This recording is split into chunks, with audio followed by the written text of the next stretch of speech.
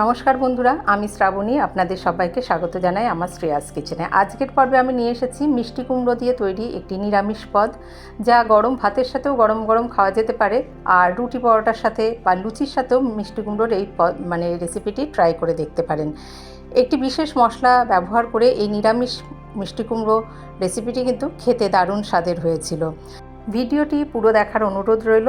এই সেই মশলা যা এই রান্নায় ব্যবহার করেছি। চলুন তাহলে দেখে নিই এই রেসিপি।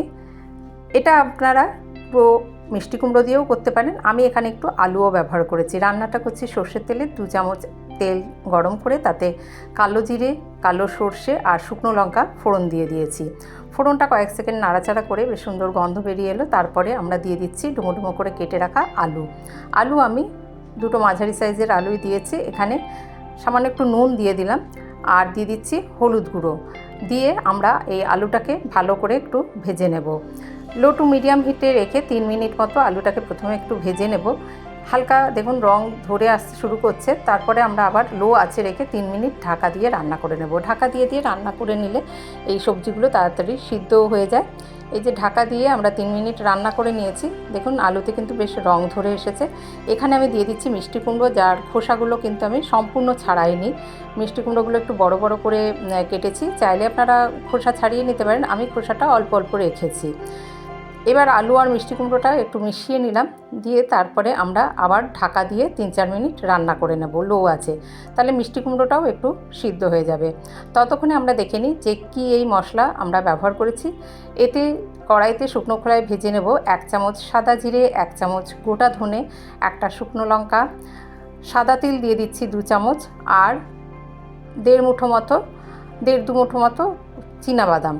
এগুলো ভালো করে আমরা শুকনো খোলায় ভেজে নেব। বেশ ভাজা সুন্দর গন্ধ বেরিয়ে এলে তারপরে এটাকে ঠান্ডা করে আমরা গুঁড়ো করে নেব।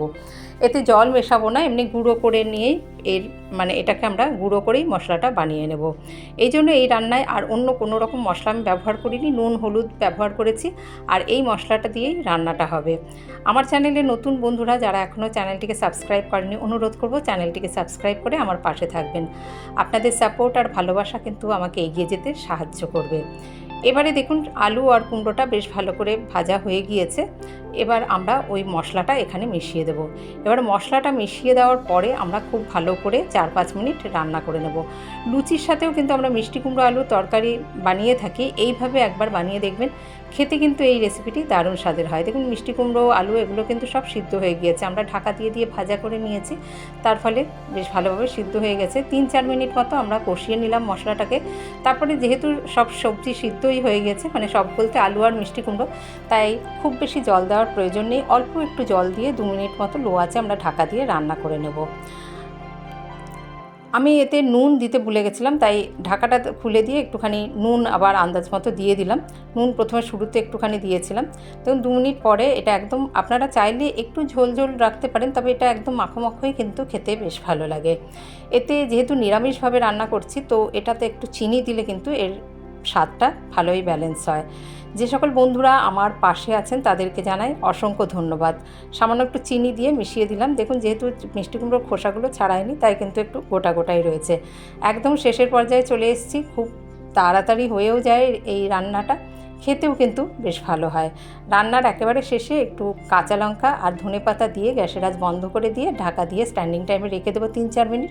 তারপরে ঢাকা খুলে সব একটু মিশিয়ে নিয়ে আমরা সার্ভ করে দেবো। মিষ্টি কুমড়োর এই পদটি গরম গরম এই রেসিপি ভাতের সাথেও কিন্তু খেতে বেশ ভালো লাগে, আর রুটি পরোটার সাথে তো খেতে ভালোই লাগে। এটা জলখাবারে বা লাঞ্চ বক্সে, টিফিন বক্সের জন্যও কিন্তু বানিয়ে নিতে পারেন।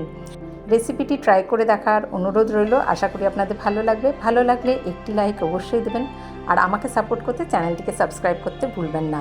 আজ তাহলে এই পর্যন্ত, আসবো আবার অন্য রেসিপি নিয়ে। ভালো থাকবেন সকলে, ধন্যবাদ।